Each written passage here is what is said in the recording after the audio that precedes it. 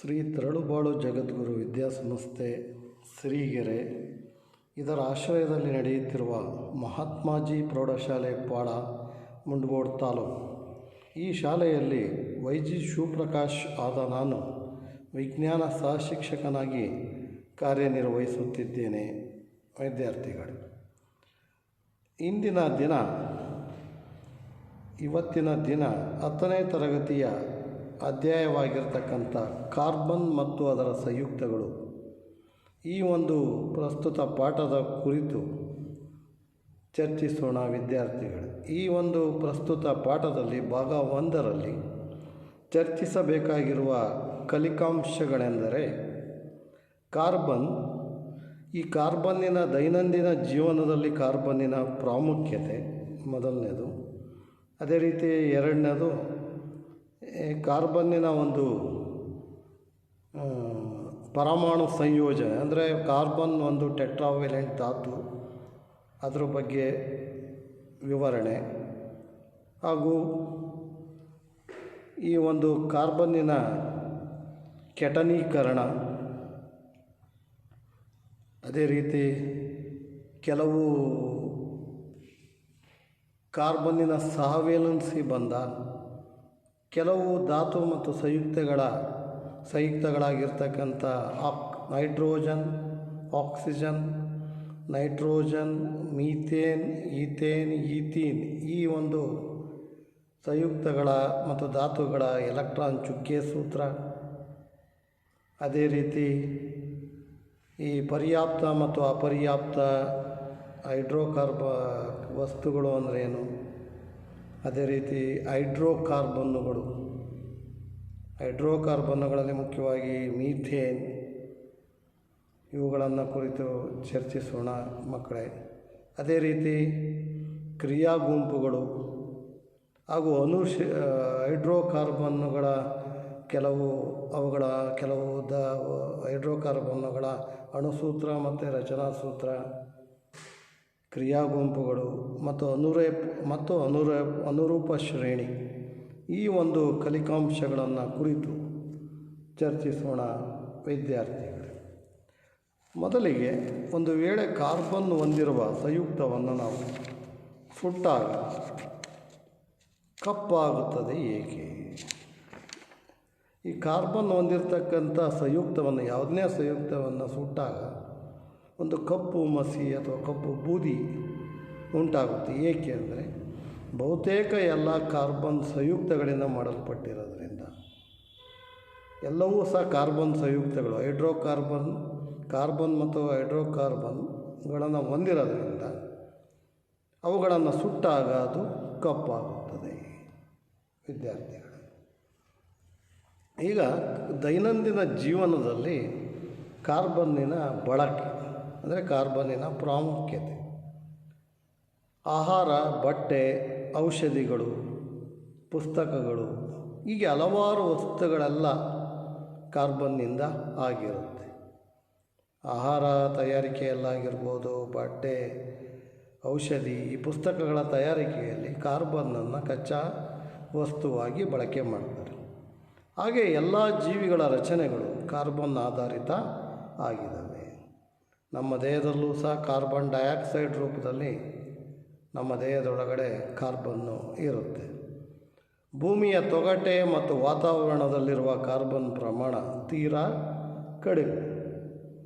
ವಾತಾವರಣದಲ್ಲಿ, ಈ ಭೂಮಿಯ ತೊಗಟೆ ಮತ್ತು ವಾತಾವರಣದಲ್ಲಿ ಕಾರ್ಬನ್ ಬೇರೆ ಅನಿಲಗಳಿಗೆ ಹೋಲಿಸಿದರೆ ಕಾರ್ಬನ್ ಪ್ರಮಾಣ ತೀರಾ ಕಡಿಮೆ ಇರುತ್ತೆ. ಇದು ಭೂತೊಗಟೆಯಲ್ಲಿ ಖನಿಜಗಳ ರೂಪದಲ್ಲಿ, ಅಂದರೆ ಕಾರ್ಬೋನೇಟ್ಗಳು, ಹೈಡ್ರೋಜನ್ ಕಾರ್ಬೋನೇಟ್ಗಳು, ಕಲ್ಲಿದ್ದಲು ಮತ್ತು ಪೆಟ್ರೋಲಿಯಂ ರೂಪದಲ್ಲಿ, ಖನಿಜ ರೂಪದಲ್ಲಿ ಇದು ದೊರೆಯುತ್ತೆ. ಕಾರ್ಬನ್ ಪ್ರಮಾಣವು ಕೇವಲ 0.02% ವಾತಾವರಣದಲ್ಲಿ 0.03% ಕಾರ್ಬನ್ ಡೈಆಕ್ಸೈಡ್ ಹೊಂದಿದೆ. ಈ ಪ್ರಕೃತಿಯಲ್ಲಿ ದೊರೆತಕ್ಕಂಥ ಕಾರ್ಬನ್ ಪ್ರಮಾಣ ಕಡಿಮೆ ಆದರೂ ಕಾರ್ಬನ್ನಿನ ಪ್ರಾಮುಖ್ಯತೆ ಅಪಾರವಾಗಿ ಇದೆ. ಆ ಚಿತ್ರದಲ್ಲಿ ನೀವು ಗಮನಿಸ್ತಾ ಇದ್ದೀರಾ, ಎಲ್ಲ ತಿಂತಕ್ಕಂಥ ಆಹಾರ ಸಾಮಗ್ರಿಗಳಲ್ಲೂ ಸಹ ಕಾರ್ಬನ್ನು ಇರುತ್ತೆ. ಎಲ್ಲ ವಸ್ತುಗಳಲ್ಲಿ ನಾವು ಬಳಕೆ ಮಾಡ್ತಕ್ಕಂಥ ವಸ್ತುಗಳಲ್ಲಿ ಕಾರ್ಬನ್ ಇರುತ್ತೆ. ಇನ್ನು ಈ ಕಾರ್ಬನ್ನಿನ ಒಂದು ಪರಮಾಣು ಸಂಯೋಜನೆಯನ್ನು ನಾವು ಗಮನಿಸಿದರೆ ಕಾರ್ಬನ್ನಿನ ಒಂದು ಸಂಕೇತ ಸಿ ಒಂದು ಸಂಕೇತದಿಂದ, ಇಂಗ್ಲೀಷಿನ ಸಿ ಸಂಕೇತದಿಂದ ಕಾರ್ಬನ್ನನ್ನು ಸೂಚಿಸ್ತೀವಿ. ಕಾರ್ಬನ್ನಿನ ಪರಮಾಣು ಸಂಖ್ಯೆ 6 ಆಗಿದ್ದು ಅದು 6 ಎಲೆಕ್ಟ್ರಾನುಗಳನ್ನು ಹೊಂದಿದೆ ಅಂತ. ಕಾರ್ಬನ್ನಿನ ಎಲೆಕ್ಟ್ರಾನ್ ವಿನ್ಯಾಸವನ್ನು ಗಮನಿಸಿದರೆ ಕಾರ್ಬನ್ನಿನ ಎಲೆಕ್ಟ್ರಾನ್ ವಿನ್ಯಾಸ 1s2 2s2 2p2. ಕಾರ್ಬನ್ನಿನ ಪರಮಾಣು ರಾಶಿ ಸಂಖ್ಯೆ 12.011, ಅಂದರೆ 12 ಅದರ ಒಂದು ಪರಮಾಣು ರಾಶಿ ಸಂಖ್ಯೆ. ಈಗ ಕೆ ಕವಚ ಕಾರ್ಬನ್ನಲ್ಲಿ ಕೆ ಕವಚ ಪರಿಪೂರ್ಣ ಆಗಿದೆ. ಕೆ ಕವಚದ ಗರಿಷ್ಠ ಎಲೆಕ್ಟ್ರಾನ್ ಸಂಖ್ಯೆ 2, ಎಲ್ ಕವಚದ್ದು 8. ಆದರೆ ಎಲ್ ಕವಚದಲ್ಲಿ 4 ಎಲೆಕ್ಟ್ರಾನ್ಗಳು ಮಾತ್ರ ಇದೆ. ಆದ್ದರಿಂದ ಈ 4 ಎಲೆಕ್ಟ್ರಾನ್ಗಳನ್ನು ನಾವು ಸಂಯೋಗ ಸಾಮರ್ಥ್ಯ ಎಲೆಕ್ಟ್ರಾನ್ಗಳು. ಹಂಗಾಗಿ ಕಾರ್ಬನ್ನಿನ ವೇಲೆನ್ಸಿ 4, ಅದರ ಸಂಯೋಗ ಸಾಮರ್ಥ್ಯ 4. ಈಗ ಅದನ್ನು ನಾವು ಈ ಎಲೆಕ್ಟ್ರಾನ್ ವಿನ್ಯಾಸ 1s2 2s2 2p2 ಅದನ್ನು ಕವಚಗಳಲ್ಲಿ ಹಂಚಿಕೆ ಮಾಡಿದಾಗ 1sನಲ್ಲಿ 2 ಎಲೆಕ್ಟ್ರಾನ್ಗಳು, 2sನಲ್ಲಿ 2 ಎಲೆಕ್ಟ್ರಾನ್ಗಳು, 2pನಲ್ಲಿ 2 ಎಲೆಕ್ಟ್ರಾನ್ಗಳು ಇರುತ್ತೆ. ಅದನ್ನು ನಾವು ಹಂಚಿಕೆ ಮಾಡಬೇಕಾದ್ರೆ ಎಲ್ಲ ಕವಚಗಳಲ್ಲಿ ನಾವು ಅದು ಕ್ರಿಯಾಶೀಲತೆಯನ್ನು ಹೊಂದಿದಾಗ ಕಾರ್ಬನ್ನು 2s ಮಟ್ಟದಲ್ಲಿರುವ ಒಂದು ಎಲೆಕ್ಟ್ರಾನ್ 2p ಮಟ್ಟಕ್ಕೆ ಜಿಗಿಯುತ್ತೆ. ಅಂದರೆ 2px 2py 2pz ಅಂತ ಒಂದೊಂದು ಎಲೆಕ್ಟ್ರಾನ್ಗಳು ಆಗ್ತವೆ. ಅಂದರೆ ಏಕ ಸಂಖ್ಯೆಯ ಎಲೆಕ್ಟ್ರಾನ್ಗಳು 4 ಇರೋದ್ರಿಂದ ಕಾರ್ಬನ್ನು ತನ್ನ ಅತ್ಯಂತ ಹೊರ ಕವಚದಲ್ಲಿ 4 ವೇಲೆನ್ಸ್ ಎಲೆಕ್ಟ್ರಾನ್ಗಳನ್ನು ಹೊಂದಿರೋದ್ರಿಂದ ಅದನ್ನು ಟೆಟ್ರಾವೇಲೆಂಟ್ ಧಾತು ಅಂತ ಕರಿತೀವಿ. ಕಾರ್ಬನ್ ತನ್ನ ಅತ್ಯಂತ ಹೊರ ಕವಚದಲ್ಲಿ, ಅಂದರೆ ಕವಚ ಪರಿಪೂರ್ಣಗೊಳಿಸದೇ ಇರತಕ್ಕಂಥ 4 ವೇಲೆನ್ಸ್ ಎಲೆಕ್ಟ್ರಾನ್ಗಳನ್ನು ಹೊಂದಿರೋದ್ರಿಂದ ಕಾರ್ಬನ್ನನ್ನು ನಾವು ಟೆಟ್ರಾವೇಲೆಂಟ್ ಧಾತು ಅಂತ ಕರಿತೀವಿ. ಚತುರ್ವೇಲೆನ್ಸಿ ಧಾತು ಅಂತ ನಾವು ಕನ್ನಡದಲ್ಲಿ ಕರಿತೀವಿ ವಿದ್ಯಾರ್ಥಿಗಳೇ. ಈಗ ಕಾರ್ಬನ್ನಲ್ಲಿ ಸಾವೇಲೆನ್ಸಿ ಬಂಧ. ಈಗ ಕಾರ್ಬನ್ ಸಂಯುಕ್ತಗಳು ಕಡಿಮೆ ದ್ರವಣ ಬಿಂದು ಮತ್ತು ಕುದಿ ಬಿಂದುಗಳನ್ನು ಹೊಂದಿದೆ. ಕಾರ್ಬನ್ನಿನ ಸಂಯುಕ್ತಗಳು ಕಡಿಮೆ ದ್ರವಣ ಬಿಂದು ಮತ್ತು ಕುದಿ ಬಿಂದುಗಳನ್ನು ಹೊಂದಿದೆ. ಇದು ದ್ರವಿಸಿದ ಅಥವಾ ದ್ರಾವಣ ಸ್ಥಿತಿಯಲ್ಲಿ ವಿದ್ಯುತ್ತನ್ನು ಪ್ರವಹಿಸುತ್ತದೆ. ಇದು ದ್ರವಿಸಿದಾಗ ಇದನ್ನು ಕಾಯಿಸಿದಾಗ ಅಥವಾ ದ್ರವಿಸಿದಾಗ ಅಥವಾ ದ್ರಾವಣ ಸ್ಥಿತಿಯಲ್ಲಿ ವಿದ್ಯುತ್ತನ್ನು ಪ್ರವಹಿಸುತ್ತದೆ. ಅಯಾನಿಕ ಸಂಯುಕ್ತಗಳಲ್ಲಿನ ಬಂಧದ ಸ್ವರೂಪವು ಈ ಎಲ್ಲ ಗುಣಗಳನ್ನು ವಿವರಿಸುತ್ತದೆ. ಈಗ ಕೆಲವು ಕಾರ್ಬನ್ ಸಂಯುಕ್ತಗಳ ದ್ರವಣ ಬಿಂದು ಮತ್ತು ಕುದಿ ಬಿಂದುಗಳನ್ನು ಗಮನಿಸಿದಾಗ, ಈಗ ಅಸಿಟಿಕ್ ಆಮ್ಲ ಒಂದು ಸಂಯುಕ್ತ, ಅದರಲ್ಲಿ ಕಾರ್ಬನ್ ಇರುತ್ತೆ CH3COOH. ಅದರ ದ್ರವಣ ಬಿಂದು 290 ಕೆಲ್ವಿನ್, ಅದರ ಕುದಿ ಬಿಂದು 391 ಕೆಲ್ವಿನ್. ಕ್ಲೋರೋಫಾರಮ್ CHCl3 ಅದರ ಒಂದು ದ್ರವಣ ಬಿಂದು 209 ಕೆಲ್ವಿನ್, ಕುದಿ ಬಿಂದು 334 ಕೆಲ್ವಿನ್. ಎಥನಾಲ್ CH3CH2OH ಅಥವಾ C2H5OH ಇದರ ದ್ರವಣ ಬಿಂದು 156 ಕೆಲ್ವಿನ್, ಕುದಿ ಬಿಂದು 351 ಕೆಲ್ವಿನ್. ಈಗ ಈ ಒಂದು ಮೀಥೇನಿನ ಅಂದರೆ CH4 ಇದರ ಒಂದು ದ್ರವಣ ಬಿಂದು 90 ಕೆಲ್ವಿನ್, ಕುದಿ ಬಿಂದು 111 ಕೆಲ್ವಿನ್. ಈ ರೀತಿ ಕೆಲವು ಕಾರ್ಬನ್ ಸಂಯುಕ್ತಗಳ ದ್ರವಣ ಬಿಂದು ಮತ್ತು ಕುದಿ ಬಿಂದುಗಳನ್ನು ನಾವು ತಿಳ್ಕೊಂಡ್ವಿ. ಈಗ ಈ ಒಂದು ಕಾರ್ಬನ್ ಸಂಯುಕ್ತಗಳು ಕಡಿಮೆ ದ್ರವಣ ಬಿಂದು ಮತ್ತು ಕುದಿ ಬಿಂದುಗಳನ್ನು ಹೊಂದಿವೆ. ಅಣುಗಳ ನಡುವಿನ ಆಕರ್ಷಣಾ ಶಕ್ತಿಯು ಹೆಚ್ಚು ಪ್ರಬಲವಾಗಿಲ್ಲ. ಕಾರ್ಬನ್ ಅಣುಗಳ ನಡುವಿನ ಆಕರ್ಷಣಾ ಶಕ್ತಿಯು ಹೆಚ್ಚು ಪ್ರಬಲವಾಗಿಲ್ಲ. ಈ ಸಂಯುಕ್ತಗಳಲ್ಲಿನ ಬಂಧವು ಯಾವುದೇ ಅಯಾನುಗಳನ್ನು ಉಂಟು ಮಾಡುವುದಿಲ್ಲವಾದ್ದರಿಂದ ಇದು ವಿದ್ಯುತ್ತಿನ ಅವಾಹಕಗಳಾಗಿವೆ. ಕಾರ್ಬನ್ ತನ್ನ ಕೊನೆಯ ಕವಚದಲ್ಲಿ, ಅಂದರೆ ಅಣುಗಳ ನಡುವಿನ ಆಕರ್ಷಣಾ ಬಲ ಹೆಚ್ಚು ಪ್ರಬಲವಾಗಿಲ್ಲ, ಆದ್ದರಿಂದ ಸಂಯುಕ್ತಗಳಲ್ಲಿನ ಬಂಧವು ಯಾವುದೇ ಅಯಾನುಗಳನ್ನು ಉಂಟು ಮಾಡುವುದಿಲ್ಲವಾದ್ದರಿಂದ ಕಾರ್ಬನ್ನು ವಿದ್ಯುತ್ ಅವಾಹಕವಾಗಿದೆ. ಕಾರ್ಬನ್ ತನ್ನ ಕೊನೆಯ ಕವಚದಲ್ಲಿ 4 ವೇಲೆನ್ಸ್ ಎಲೆಕ್ಟ್ರಾನ್ಗಳನ್ನು ಹೊಂದಿದೆ ಮತ್ತು ಹತ್ತಿರದ ರಾಜ ಅನಿಲದ ವಿನ್ಯಾಸವನ್ನು ಹೊಂದಲು 4 ಎಲೆಕ್ಟ್ರಾನ್ಗಳನ್ನು ಕಳೆದುಕೊಳ್ಳಬೇಕು ಅಥವಾ ಪಡೆದುಕೊಳ್ಳಬೇಕು. ಅಂದರೆ ಕಾರ್ಬನ್ನು ತನ್ನ ಹೊರ ಕವಚದಲ್ಲಿ 4 ವೇಲೆನ್ಸ್ ಎಲೆಕ್ಟ್ರಾನ್ಗಳನ್ನು ಹೊಂದಿದೆ. ಅದು ಹತ್ತಿರದ ರಾಜ ಅನಿಲದ ಅಂದರೆ ಅಷ್ಟಕ ವಿನ್ಯಾಸವನ್ನು ಪಡೆಯಲು 4 ಎಲೆಕ್ಟ್ರಾನ್ಗಳನ್ನು ಪಡೆದುಕೊಳ್ಳಬೇಕು, ಇಲ್ಲ 4 ಎಲೆಕ್ಟ್ರಾನ್ಗಳನ್ನು ಕಳೆದುಕೊಳ್ಳಬೇಕು. ಇದು 4 ಎಲೆಕ್ಟ್ರಾನ್ಗಳನ್ನು ಪಡೆದುಕೊಂಡು ಕಾರ್ಬನ್ನು C4- ಆನಯಾನನ್ನು ಉಂಟು ಮಾಡಬಹುದು. ಆದರೆ 6 ಪ್ರೋಟಾನುಗಳಿರುವ ಬೀಜಕೇಂದ್ರವು 10 ಎಲೆಕ್ಟ್ರಾನ್ಗಳನ್ನು ಹಿಡಿದಿಟ್ಟುಕೊಳ್ಳುವುದು. ಅಂದರೆ 4 ಹೆಚ್ಚುವರಿ ಎಲೆಕ್ಟ್ರಾನ್ಗಳನ್ನು ಹಿಡಿದಿಟ್ಟುಕೊಳ್ಳುವುದು ಕಷ್ಟ ಆಗುತ್ತೆ. ಅಂದರೆ ಇದು 4 ಎಲೆಕ್ಟ್ರಾನ್ಗಳನ್ನೇ ಏನಾದರೂ ಪಡೆದುಕೊಂಡ್ರೆ ಕಾರ್ಬನ್ನು ಆನಯಾನನ್ನು ಉಂಟು ಮಾಡುತ್ತೆ. ಅಂದರೆ C4- ಎಲೆಕ್ಟ್ರಾನ್ಗಳನ್ನು ಪಡೆದುಕೊಳ್ಳುತ್ತೆ. ಆದ್ದರಿಂದ ಅದು ನೆಗೆಟಿವ್ ಚಾರ್ಜ್, ಅಂದರೆ ಋಣ ವಿದ್ಯುತ್ ಅಂಶವನ್ನು ಪಡೆದುಕೊಳ್ಳುತ್ತೆ. ಆದರೆ ಇದು 6 ಪ್ರೋಟಾನ್ಗಳನ್ನು ಆಲ್ರೆಡಿ ಹೊಂದಿರುತ್ತೆ. ಇದರ ಒಂದು ಪರಮಾಣು ಸಂಖ್ಯೆ 6 ಇರೋದ್ರಿಂದ 6 ಪ್ರೋಟಾನುಗಳಿರುವ ಬೀಜಕೇಂದ್ರವು 10 ಎಲೆಕ್ಟ್ರಾನ್ಗಳನ್ನು ಹಿಡಿದಿಟ್ಟುಕೊಳ್ಳಬೇಕು. ಅಂದರೆ 4 ಹೆಚ್ಚುವರಿ ಎಲೆಕ್ಟ್ರಾನ್ಗಳನ್ನು ಹಿಡಿದಿಟ್ಟುಕೊಳ್ಳಲು ಅದಕ್ಕೆ ಸಾಧ್ಯ ಆಗೋದಿಲ್ಲ. ಇನ್ನು 4 ಎಲೆಕ್ಟ್ರಾನ್ಗಳನ್ನು ಕಳೆದುಕೊಂಡು, ಅಂದರೆ ತನ್ನಲ್ಲಿರ್ತಕ್ಕಂಥ 4 ವೇಲೆನ್ಸ್ ಎಲೆಕ್ಟ್ರಾನ್ಗಳನ್ನು ಕಳೆದುಕೊಂಡು ಕ್ಯಾಟ್ ಅಯಾನನ್ನು ಉಂಟು ಮಾಡ್ಬೋದು. ಅಂದರೆ C4+, ಅಂದರೆ ಧನ ವಿದ್ಯುತ್ ಅಂಶವನ್ನು ಪಡೀತವೆ. ಆದರೆ ಕಾರ್ಬನ್ನಿಂದ 4 ಎಲೆಕ್ಟ್ರಾನ್ಗಳನ್ನು ಹೊರತೆಗೆಯಲು ಹೆಚ್ಚಿನ ಪ್ರಮಾಣದ ಶಕ್ತಿಯ ಅವಶ್ಯಕತೆ ಇದೆ. ಈ ಕಾರ್ಬನ್ನಿಂದ 4 ವೇಲೆನ್ಸ್ ಎಲೆಕ್ಟ್ರಾನ್ಗಳನ್ನು ಹೊರತೆಗೆಯೋದಕ್ಕೆ ಹೆಚ್ಚಿನ ಪ್ರಮಾಣದ ಶಕ್ತಿಯ ಅವಶ್ಯಕತೆ ಇದೆ. ಇದರಿಂದ ಬೀಜ ಕೇಂದ್ರದಲ್ಲಿ 6 ಪ್ರೋಟಾನುಗಳುಳ್ಳ ಕಾರ್ಬನ್ ಕೇವಲ 2 ಎಲೆಕ್ಟ್ರಾನ್ಗಳಿಂದ ಉಳಿಯುತ್ತದೆ. ಇದು ಸಾಧ್ಯತೆ ಕಡಿಮೆ ಇರುತ್ತೆ. ಕಾರ್ಬನ್ನು ತನ್ನ ವೇಲೆನ್ಸ್ ಎಲೆಕ್ಟ್ರಾನ್ಗಳನ್ನು ಇತರೆ ಕಾರ್ಬನ್ ಪರಮಾಣುಗಳೊಂದಿಗೆ ಅಥವಾ ಬೇರೆ ಧಾತುಗಳ ಪರಮಾಣುಗಳೊಂದಿಗೆ ಹಂಚಿಕೊಂಡು ಈ ಸಮಸ್ಯೆಯಿಂದ ಹೊರಬರ್ಬೋದು. ಅಂದರೆ ಕಾರ್ಬನ್ನು ತನ್ನಲ್ಲಿರ್ತಕ್ಕಂಥ ಎಲೆಕ್ಟ್ರಾನ್ಗಳನ್ನು ಕಳ್ಕೊಳ್ಳೋದು ಮತ್ತು ಪಡೆದುಕೊಳ್ಳೋದು ಆಗದೇ ಇರೋದ್ರಿಂದ ವಿದ್ಯಾರ್ಥಿಗಳೇ, ಕಾರ್ಬನ್ನು ತನ್ನ ವೇಲೆನ್ಸ್ ಎಲೆಕ್ಟ್ರಾನ್ಗಳನ್ನು ಇತರೆ ಕಾರ್ಬನ್ ಪರಮಾಣುಗಳೊಂದಿಗೆ ಅಥವಾ ಬೇರೆ ಧಾತುಗಳ ಪರಮಾಣುಗಳೊಂದಿಗೆ ಹಂಚಿಕೊಂಡು ಈ ಒಂದು ಸಮಸ್ಯೆಯನ್ನು ನಿವಾರಿಸ್ಬೋದು.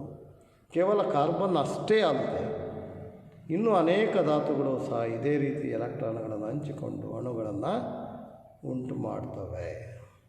ವಿದ್ಯಾರ್ಥಿಗಳೇ, ಈಗ ಕಾರ್ಬನ್ನಲ್ಲಿ 2 ಪರಮಾಣುಗಳ ನಡುವೆ 2 ಪರಮಾಣುಗಳ ನಡುವೆ ಎಲೆಕ್ಟ್ರಾನ್ ಜೋಡಿಗಳ ಹಂಚಿಕೆಯಿಂದ ಉಂಟಾಗುವ ಬಂಧವನ್ನು ನಾವು ಸಹವೇಲೆನ್ಸಿ ಬಂಧ, ಇಂಗ್ಲೀಷ್ನಲ್ಲಿ ಅದಕ್ಕೆ ಕೋವಲೆಂಟ್ ಬಂಧ ಅಂತ ಕರಿತೀವಿ, ಕೋವಲೆಂಟ್ ಬಾಂಡ್ ಅಂತ ಕರಿತೀವಿ. 2 ಪರಮಾಣುಗಳ ನಡುವೆ ಎಲೆಕ್ಟ್ರಾನ್ ಜೋಡಿಗಳ ಹಂಚಿಕೆ, ಅಂದರೆ ಎಲೆಕ್ಟ್ರಾನ್ಗಳ ಹಂಚಿಕೆಯಿಂದ ಉಂಟಾಗುವ ಬಂಧವನ್ನು ನಾವು ಸಹವೇಲೆನ್ಸಿ ಬಂಧ ಅಥವಾ ಕೋವಲೆಂಟ್ ಬಾಂಡ್ ಅಂತ ಕರಿತೀವಿ. ಸಹವೇಲೆನ್ಸಿ ಬಂಧದಿಂದ ಉಂಟಾದ ಅಣುಗಳಲ್ಲಿ ಅಣುವಿನೊಳಗೆ ಬಂಧಗಳು ಪ್ರಬಲವಾಗಿರ್ತವೆ. ಅವು ಕೋವಲೆಂಟ್ ಬಂಧದಿಂದ ಬಂಧಿಸಲ್ಪಟ್ಟಿರೋದರಿಂದ ಅಣುಗಳ ಒಳಗಿನ ಬಂಧಗಳು ಪ್ರಬಲವಾಗಿರ್ತವೆ. ವಿದ್ಯಾರ್ಥಿಗಳು, ಈಗ ನಾವು ಕಾರ್ಬನ್ನಲ್ಲಿ ಸಹವೇಲೆನ್ಸಿ ಬಂಧ 4 ಎಲೆಕ್ಟ್ರಾನುಗಳನ್ನು ಪಡೆದುಕೊಳ್ಳುವಂತಾದರೆ, ಆಗಲೇ ಹೇಳ್ದಂಗೆ, ಅಥವಾ ಕಳೆದುಕೊಳ್ಳುವಂತಾದರೆ, ಇದು 4 ಎಲೆಕ್ಟ್ರಾನ್ಗಳನ್ನು ಪಡೆದುಕೊಂಡು, ಅದಾಗಲೇ ಹೇಳಿದ್ನಲ್ಲ ಆ ಥರ. ಹಾಗಾಗಿ ಕಾರ್ಬನ್ನು ತನ್ನ ವೇಲೆನ್ಸ್ ಎಲೆಕ್ಟ್ರಾನ್ಗಳನ್ನು ಇತರೆ ಕಾರ್ಬನ್ ಪರಮಾಣುಗಳೊಂದಿಗೆ ಅಥವಾ ಬೇರೆ ಪರಮಾಣುಗಳೊಂದಿಗೆ ಹಂಚಿಕೊಂಡು ಹತ್ತಿರದ ರಾಜಾನಿಲ ವಿನ್ಯಾಸವನ್ನು ಹೊಂದಿ ಈ ಸಮಸ್ಯೆಯಿಂದ ಹೊರಬರಬಹುದು. ಈಗ ಅದರಲ್ಲಿ ಮೊದಲಿಗೆ ಈ ಒಂದು ಹಂಚಿಕೆ ಯಾವ ರೀತಿ ಆಗುತ್ತೆ ಅನ್ನೋದನ್ನು ನಾವು ನೋಡಿದರೆ ಎಲೆಕ್ಟ್ರಾನ್ ಚುಕ್ಕಿ ಸೂತ್ರವನ್ನು ನಾವು ಗಮನಿಸೋಣ. ಈಗ ಹೈಡ್ರೋಜನ್ ನಾವು ಅದು ಪರಮಾಣುಯೇ H2 ಅಂತೀವಿ. ಆದರೆ ಹೈಡ್ರೋಜನ್ನಿನ ಪರಮಾಣು ಸಂಖ್ಯೆ 1. ಇಲ್ಲಿ 2 ಪರಮಾಣುಗಳದಾವೆ. Hydrogen H+H gives rise to H2. ಈಗ ಹೈಡ್ರೋಜನ್ನಿನ ಒಂದು ಪರಮಾಣು ಸಂಖ್ಯೆ 1 ಅಂದರೆ ಹೈಡ್ರೋಜನ್ನಿನ ಕೆ ಕವಚದಲ್ಲಿ 1 ಎಲೆಕ್ಟ್ರಾನ್ ಇದೆ ಮತ್ತು ಕೆ ಕವಚ ಸಂಪೂರ್ಣವಾಗಿ ತುಂಬಲು ಇನ್ನೂ 1 ಎಲೆಕ್ಟ್ರಾನಿನ ಅವಶ್ಯಕತೆ ಇದೆ. ಆದ್ದರಿಂದ 2 ಹೈಡ್ರೋಜನ್ ಪರಮಾಣುಗಳು ಪರಸ್ಪರ ಎಲೆಕ್ಟ್ರಾನ್ಗಳನ್ನು ಹಂಚಿಕೊಂಡು H2 ಹೈಡ್ರೋಜನ್ ಅಣುವನ್ನು ಉಂಟು ಮಾಡ್ತವೆ. ಇಲ್ಲಿ ಸಹವೇಲೆನ್ಸಿ ಬಂಧದಿಂದ ಅವು ಹಂಚಿಕೆ ಮಾಡಿಕೊಳ್ತವೆ. ಹಂಚಿಕೆಯಾದ ಎಲೆಕ್ಟ್ರಾನ್ಗಳ ಆ ಬಂಧವನ್ನು ನಾವು ಸಹವೇಲೆನ್ಸಿ ಬಂಧ ಅಂತ ಕರಿತೀವಿ. ಈಗ ಅದೇ ರೀತಿ ಆಕ್ಸಿಜನ್ನಿನ ಪರಮಾಣು ಸಂಖ್ಯೆ 8 ಅಂದರೆ 1s2 2s2 2p4 ಅಂತ ಕರಿತೀವಿ. ಅದರ ಎಲೆಕ್ಟ್ರಾನ್ ವಿನ್ಯಾಸವನ್ನು ಈಗ ಕೆ ಕವಚ ಪರಿಪೂರ್ಣ ಆಗಿದೆ. ಎಲ್ ಕವಚದಲ್ಲಿ ಪರಿಪೂರ್ಣ ಆಗೋದಕ್ಕೆ ಇನ್ನೂ 2 ಎಲೆಕ್ಟ್ರಾನಿನ ಅವಶ್ಯಕತೆ ಆಕ್ಸಿಜನ್ಗೆ ಇದೆ. ಆಕ್ಸಿಜನ್ನಿನ ಪರಮಾಣು ಸಂಖ್ಯೆ ಎಷ್ಟು? 8. ತನ್ನ ಹೊರ ಕವಚದಲ್ಲಿ ಇನ್ನೂ ಪರಿಪೂರ್ಣ ಆಗೋದಕ್ಕೆ ಅದಕ್ಕೆ 2 ಎಲೆಕ್ಟ್ರಾನ್ಗಳ ಅವಶ್ಯಕತೆ ಇದೆ. ಅಂದರೆ ಆಕ್ಸಿಜನ್ನಿನ ಒಂದು ವೇಲೆನ್ಸಿ 6 ಅಂದರೆ 2s2 2p4 ಆಗಿರುತ್ತೆ. ಈಗ ಆಕ್ಸಿಜನ್ ಏನು ಮಾಡುತ್ತೆ ಅಂತಂದರೆ ಚುಕ್ಕೆ ಸೂತ್ರದಲ್ಲಿ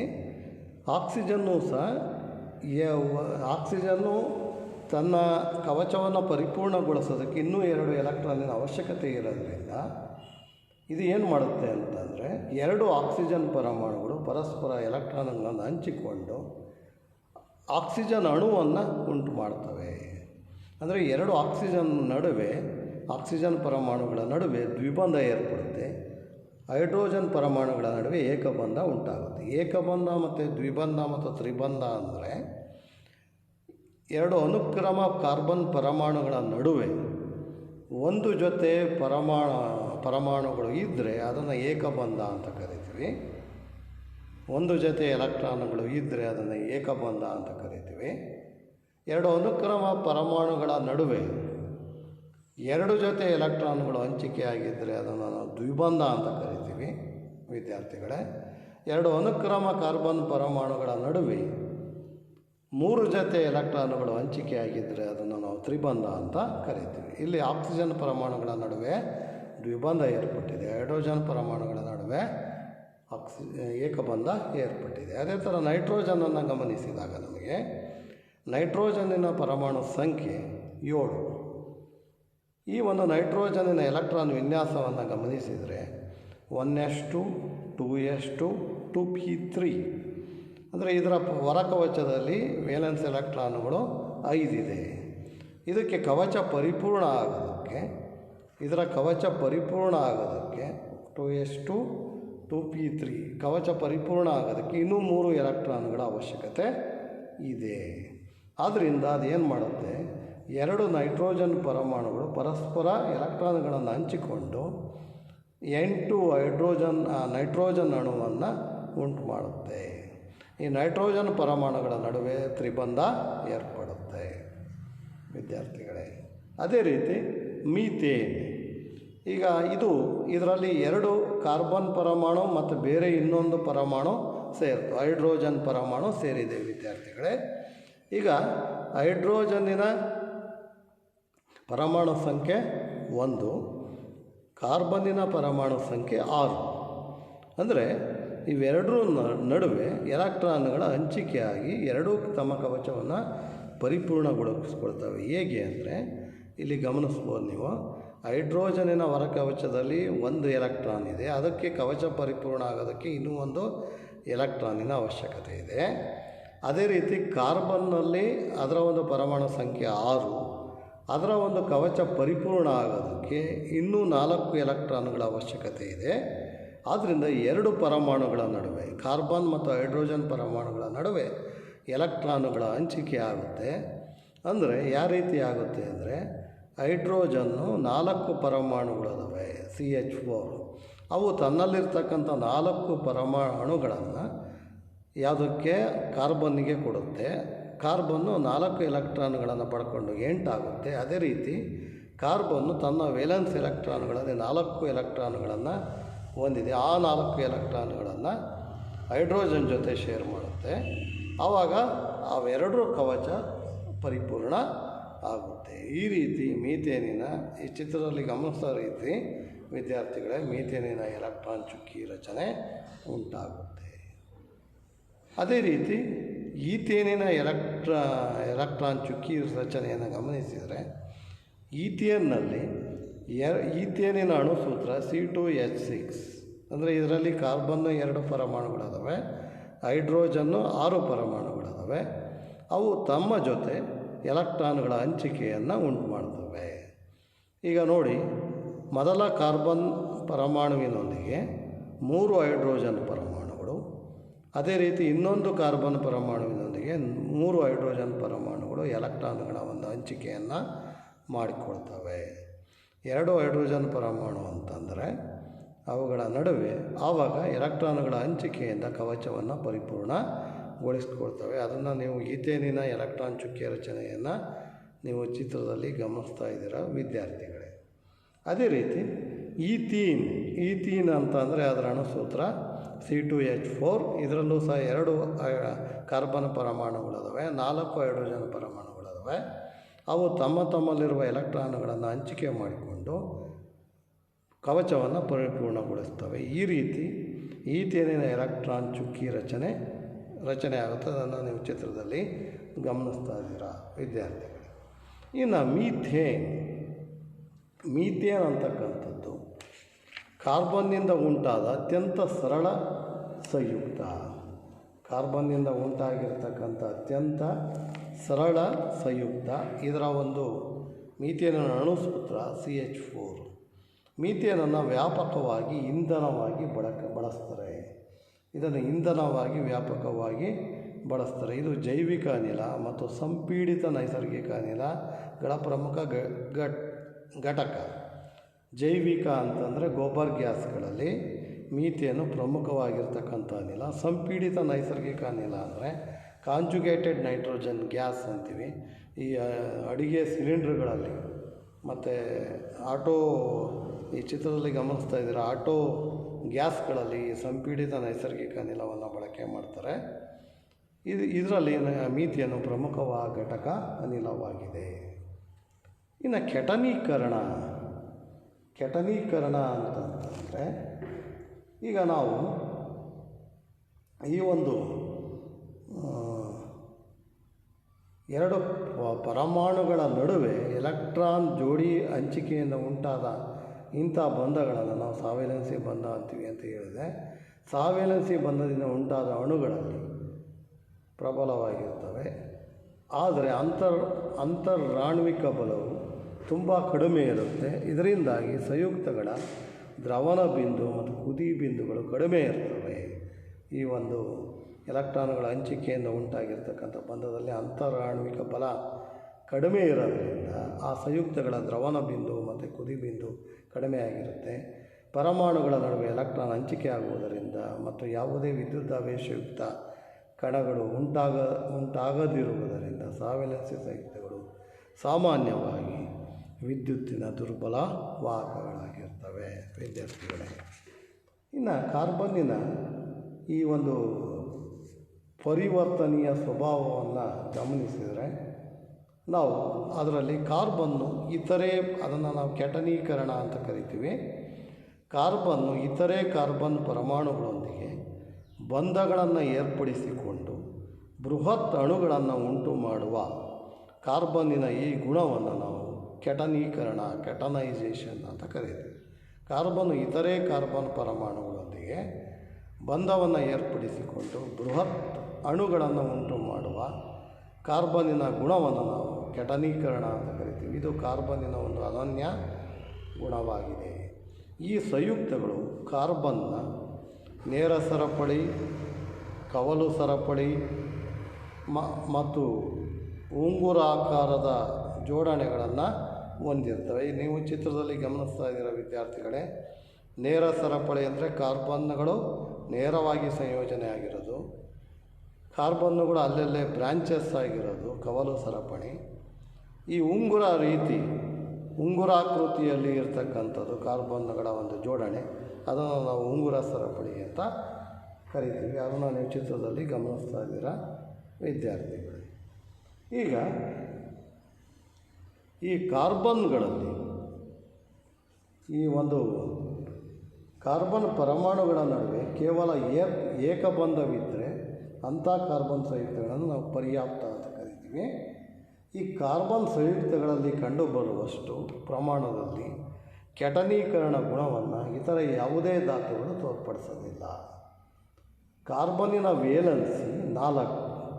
ಇದರಿಂದಾಗಿ ಕಾರ್ಬನ್ 4 ಇತರೆ ಕಾರ್ಬನ್ ಪರಮಾಣುಗಳೊಂದಿಗೆ ಅಥವಾ ಏಕವೇಲೆನ್ಸಿಯ ಧಾತುಗಳೊಂದಿಗೆ ಜೋಡಣೆಗೊಳ್ಳುವ ಸಾಮರ್ಥ್ಯವನ್ನು ಹೊಂದಿರ್ತವೆ. ಕಾರ್ಬನ್ನಿನ ವೇಲೆನ್ಸಿ 4 ಆಗಿರೋದ್ರಿಂದ ಕಾರ್ಬನ್ನಿನ 4 ಇತರೆ ಕಾರ್ಬನ್ ಪರಮಾಣುಗಳೊಂದಿಗೆ ಅಥವಾ ಏಕವೇಲೆನ್ಸಿಯ ಧಾತುಗಳೊಂದಿಗೆ ಜೋಡಣೆಗೊಳ್ಳುವ ಸಾಮರ್ಥ್ಯವನ್ನು ಹೊಂದಿದೆ. Hydrogen, oxygen, nitrogen, sulphur, chlorine ಮತ್ತು ಇತರೆ ಹಲವಾರು ಧಾತುಗಳೊಂದಿಗೆ ವಿಶಿಷ್ಟ ಗುಣಗಳುಳ್ಳ ಕಾರ್ಬನ್ ಸಂಯುಕ್ತಗಳನ್ನು ಇವು ಉಂಟು ಮಾಡ್ತವೆ. ಈ ಗುಣಗಳು ಅಣುವಿನಲ್ಲಿರುವ ಕಾರ್ಬನ್ನನ್ನು ಹೊರತುಪಡಿಸಿ ಇತರೆ ಧಾತುಗಳನ್ನು ಅವಲಂಬಿಸಿದೆ.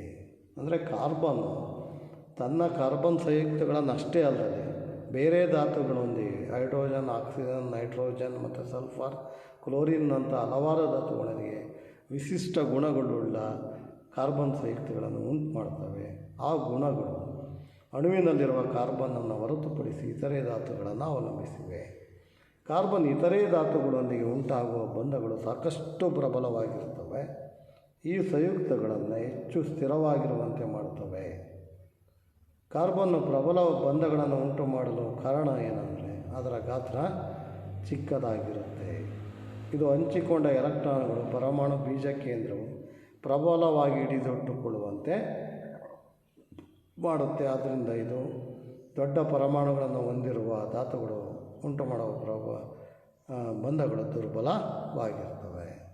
ಈಗ ಪರ್ಯಾಪ್ತ ಮತ್ತು ಅಪರ್ಯಾಪ್ತ ಸಂಯುಕ್ತಗಳು ಅಂದರೆ ಕಾರ್ಬನ್ ಪರಮಾಣುಗಳ ನಡುವೆ ಕೇವಲ ಏಕಬಂಧವಿದ್ದರೆ ಅಂಥ ಕಾರ್ಬನ್ ಸಂಯುಕ್ತಗಳನ್ನು ನಾವು ಪರ್ಯಾಪ್ತ ಸಂಯುಕ್ತಗಳು ಅಂದರೆ ಆಲ್ಕೇನ್ ಅಂತ ಕರಿತೀವಿ. ಆಲ್ಕೇನ್ಗಳು ಮೀಥೇನ್, ಈಥೇನ್, ಪ್ರೋಪೇನ್, ಬ್ಯೂಟೇನ್ ಇಂತಕ್ಕಂಥ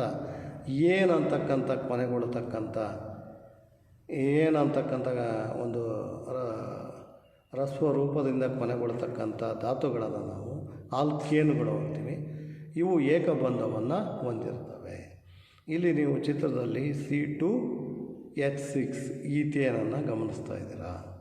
ಅದೇ ರೀತಿ ಕಾರ್ಬನ್ ಸಂಯುಕ್ತಗಳಲ್ಲಿ ಕಾರ್ಬನ್ ಪರಮಾಣುಗಳ ನಡುವೆ ಕೇವಲ ಏಕಬಂಧ ಇದ್ದರೆ ಅಂಥ ಕಾರ್ಬನ್ ಸಂಯುಕ್ತವನ್ನು ಪರ್ಯಾಪ್ತ ಸಂಯುಕ್ತಗಳು ಅಂತೀವಿ. ಕಾರ್ಬನ್ ಸಂಯುಕ್ತಗಳಲ್ಲಿ 2 ಅನುಕ್ರಮ ಕಾರ್ಬನ್ ಪರಮಾಣುಗಳ ನಡುವೆ ದ್ವಿಬಂಧ ಅಥವಾ ತ್ರಿಬಂಧ ಏರ್ಪಟ್ಟಿದ್ದರೆ ಅಂಥ ಸಂಯುಕ್ತಗಳನ್ನು ನಾವು ಅಪರ್ಯಾಪ್ತ ಸಂಯುಕ್ತಗಳು ಅಂತೀವಿ. ಆಲ್ಕೀನ್ ಮತ್ತು ಆಲ್ಕೈನ್ಗಳು ಅಪರ್ಯಾಪ್ತ ಸಂಯುಕ್ತಗಳು. ಅವು ಆಲ್ಕೀನ್ ಈನ್ ಅಂತಕ್ಕಂಥ ಪ್ರತ್ಯಯದಿಂದ ಕೊನೆಗೊಳ್ತವೆ, ಆಲ್ಕೈನ್ ಐನ್ ಅಂತಕ್ಕಂಥ ಪ್ರತ್ಯಯದಿಂದ ಕೊನೆಗೊಳ್ತವೆ. ಆಲ್ಕೇನುಗಳ ಸಾಮಾನ್ಯ ಅಣುಸೂತ್ರ CnH2n+2, ಆಲ್ಕೀನಿಂದು CnH2n, alkyne CnH2n-2.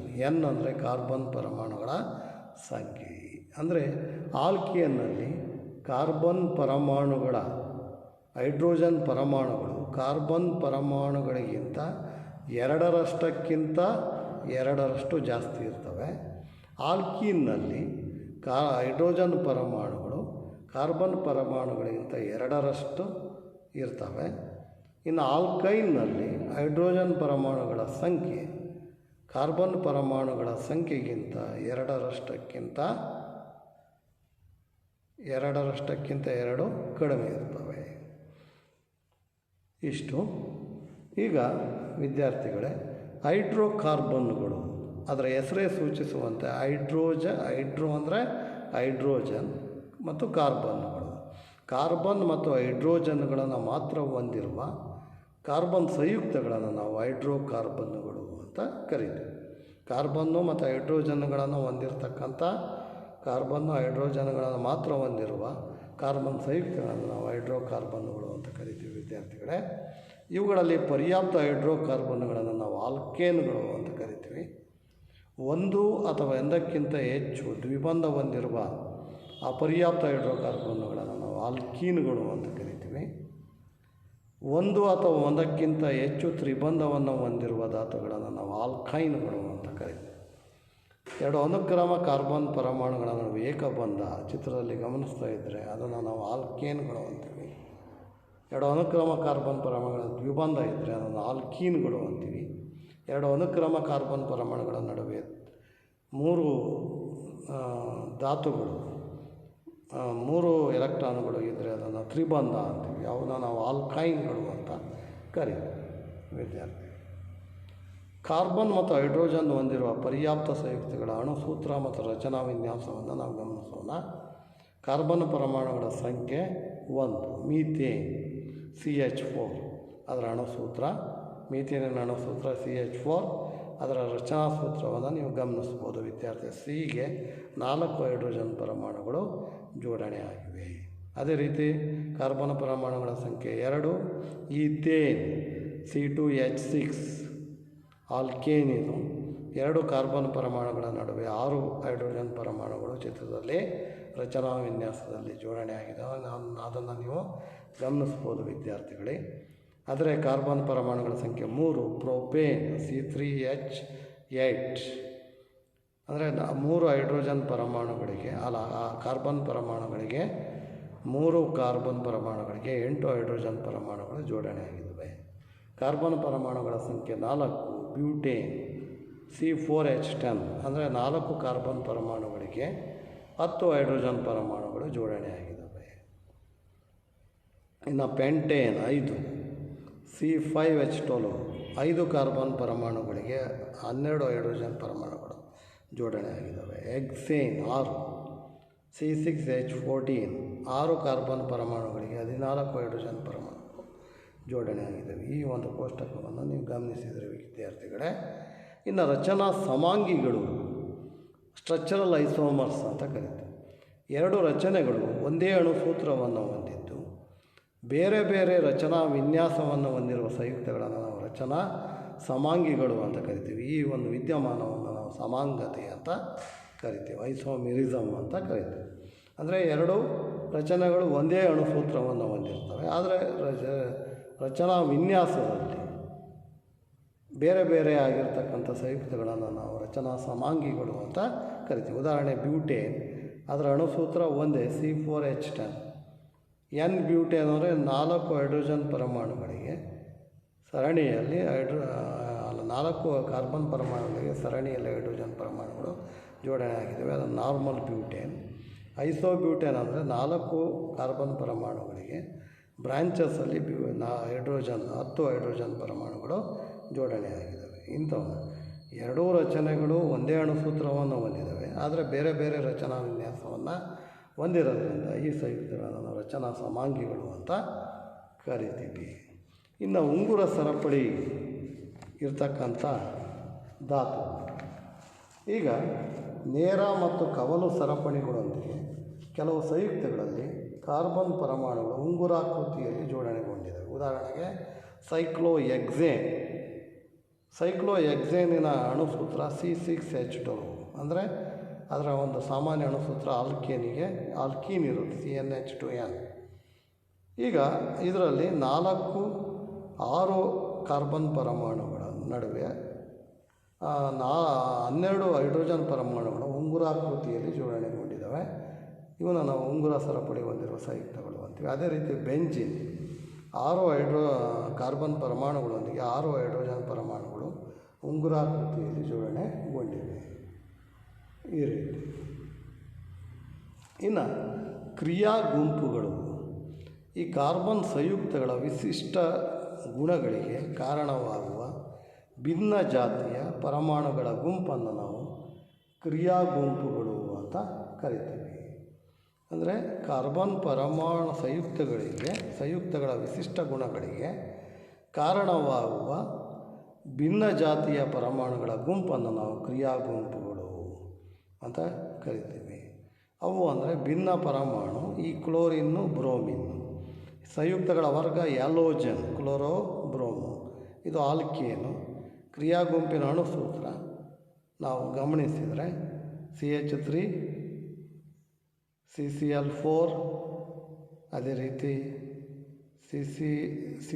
CCCBr2 ಈ ಥರ ಹೈಡ್ರೋಜನ್ ಪರಮಾಣುವೊಂದಿಗೆ ಪರ್ಯಾಯಗಳು. ಅವನ ಕ್ರಿಯಾ ಗುಂಪು ಯಾವುದಿಲ್ಲಿ? ಹ್ಯಾಲೋಜನ್ಗಳು. ಅದೇ ರೀತಿ ಆಕ್ಸಿಜನ್ ಹೊಂದಿರತಕ್ಕಂಥ OH ಹೊಂದಿರೋ ಆಲ್ಕೋಹಾಲ್, ಮತ್ತು aldehyde CHO, ketone CO, carboxylic ಆಮ್ಲ COOH. ಆ ಕ್ರಿಯಾ ಗುಂಪಿನ ಅಣುಸೂತ್ರವನ್ನು ನೀವು ಚಾರ್ಟಲ್ಲಿ ಗಮನಿಸ್ಬೋದು ವಿದ್ಯಾರ್ಥಿಗಳೇ. ಇನ್ನು ಅನುರೂಪ ಶ್ರೇಣಿಗಳು ಒಂದೇ ಕ್ರಿಯಾ ಗುಂಪು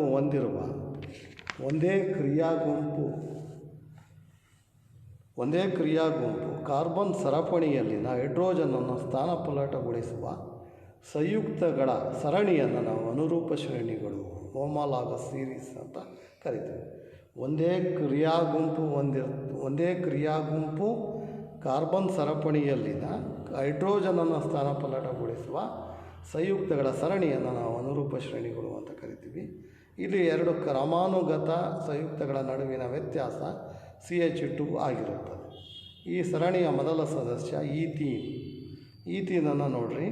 CH4 ಮತ್ತು C2H6 ಇವುಗಳ ಒಂದು CH2 ಘಟಕ ವ್ಯತ್ಯಾಸ ಹೊಂದಿದೆ, ಅದನ್ನು ನಾವು ಅನುರೂಪ ಶ್ರೇಣಿ. C2H6 ಮತ್ತು C2H8 ಇವುಗಳ ನಡುವಿನ ವ್ಯತ್ಯಾಸ CH2 ಆಗಿರುತ್ತೆ. ಅದೇ ರೀತಿ C3H8 ಮತ್ತು C4H10 ಇವುಗಳ ನಡುವಿನ ವ್ಯತ್ಯಾಸ CH2 ಆಗಿರುತ್ತೆ. ಯಾವುದೇ ಅನುರೂಪ ಶ್ರೇಣಿಯಲ್ಲಿ ಪರಮಾಣು ರಾಶಿ ಹೆಚ್ಚಿದಂತೆ ಭೌತ ಲಕ್ಷಣಗಳಲ್ಲಿ ಮಾತ್ರ ಬದಲಾವಣೆ ಕಂಡುಬಂದರೆ, ಯಾವುದೇ ಅನುರೂಪ ಶ್ರೇಣಿಯಲ್ಲಿ ಪರಮಾಣು ರಾಶಿ ಹೆಚ್ಚಿದಂತೆ ಭೌತ ಲಕ್ಷಣಗಳಲ್ಲಿ ಮಾತ್ರ ಬದಲಾವಣೆ ಕಂಡುಬಂದರೆ ರಾಸಾಯನಿಕ ಗುಣಗಳು ಅನುರೂಪ ಶ್ರೇಣಿಗಳಲ್ಲಿ ಬದಲಾವಣೆ ಆಗೋದಿಲ್ಲ. ಯಾವುದೇ ಅನುರೂಪ ಶ್ರೇಣಿಯಲ್ಲಿ ಒಂದು ರಾಸಾಯನಿಕ ಗುಣಗಳಲ್ಲಿ ಯಾವುದೇ ಬದಲಾವಣೆ ಆಗೋದಿಲ್ಲ. ವಿದ್ಯಾರ್ಥಿಗಳ ಇಲ್ಲಿಯವರೆಗೆ ನೀವು ಕಾರ್ಬನ್ ಮತ್ತು ಅದರ ಸಂಯುಕ್ತಗಳು ಈ ಒಂದು ಪ್ರಸ್ತುತ ಭಾಗ 1ರ ಪಾಠದಲ್ಲಿ ನೀವು ಕಾರ್ಬನ್ನಿನ ದೈನಂದಿನ ಜೀವನದಲ್ಲಿ ಕಾರ್ಬನ್ನಿನ ಪ್ರಾಮುಖ್ಯತೆ, ಕಾರ್ಬನ್ನಿನ ಒಂದು ಪರಮಾಣು ಸಂಯೋಜನೆ, ಕಾರ್ಬನ್ನಿನ ಸಹವಿಲನ್ಸಿ ಬಂಧ, ಎಲೆಕ್ಟ್ರಾನ್ಗಳ ಚುಕ್ಕೆ ಹೈಡ್ರೋಜನ್, ಆಕ್ಸಿಜನ್, ನೈಟ್ರೋಜನ್, ಈಥೇನ್ಗಳ ಎಲೆಕ್ಟ್ರಾನ್ ಚುಕ್ಕೆ ರಚನೆ ಹಾಗೂ ಪರ್ಯಾಪ್ತ ಮತ್ತು ಅಪರ್ಯಾಪ್ತ ಹೈಡ್ರೋಕಾರ್ಬನ್ನುಗಳು, ಮೀಥೇನ್, ಹೈಡ್ರೋಕಾರ್ಬನ್ನುಗಳು, ಕ್ರಿಯಾ ಗುಂಪುಗಳು ಮತ್ತು ಅನುರೂಪ ಶ್ರೇಣಿಗಳ ಕುರಿತು ಸವಿಸ್ತಾರವಾಗಿ ಚರ್ಚಿಸಿದ್ದೇವೆ ವಿದ್ಯಾರ್ಥಿಗಳೇ. ಧನ್ಯವಾದಗಳು.